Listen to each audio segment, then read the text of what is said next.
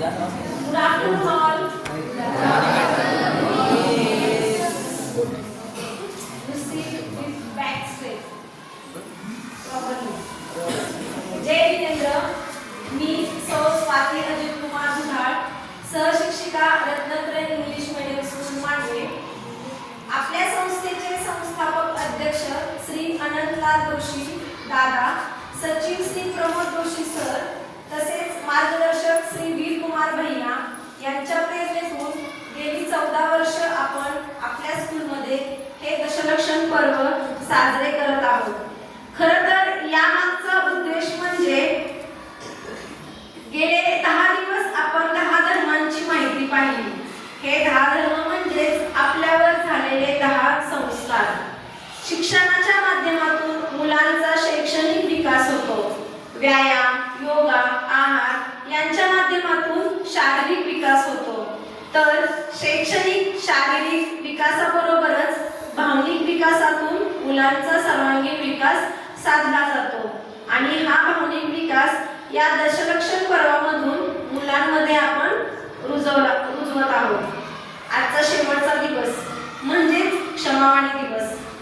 ज्याप्रमाणे अग्नीमध्ये जळून सर्व खाक होते, त्याप्रमाणे आपला क्रोध आपल्या जीवनाला घातक आहे.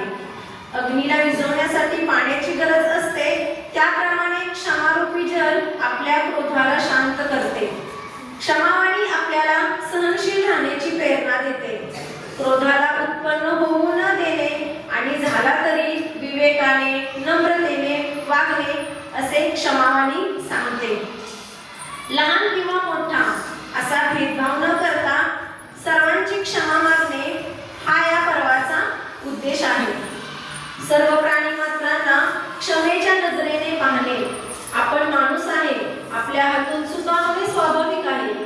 त्या चुका परिस्थितीने होत असतील किंवा अज्ञानतेने, तेव्हा अशा चुकांसाठी दुसऱ्याला किंवा स्वतःला शिक्षा न देता करा द्या तर क्षमा द्या किंवा क्षमा मागा.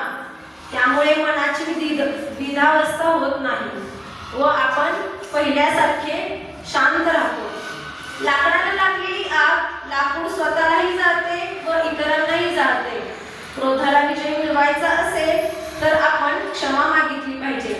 क्षमा ही जीवनाची आधारशिला आहे. क्षमा म्हणजे काय? एक सुंदर उत्तर. चुरगळल्यानंतरही फुलांच्या पाकळ्यांनी दिलेला सुगंध म्हणजे क्षमा. आजच्या दिवशी जैन धर्मातील प्रत्येक जण एकमेकांना मिच्छामी दुक्कड म्हणजेच माझ्याकडून तुम्हाला कधी प्रत्यक्ष अप्रत्यक्ष काही इजा झाल्यास क्षमा असावी याचा अनुभव मला स्वतःला इथं आला आहे.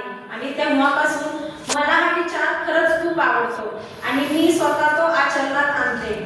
दशलक्षण पर्व आपल्याला असे सांगते की वैरभाव संपवून आपण दुसऱ्याप्रती क्षमाभाव ठेवला पाहिजे. शेवटी क्षमावाणीबद्दल 4 ओळी. क्षमा करे और क्षमा मांग ले, जीत है इसमें हार.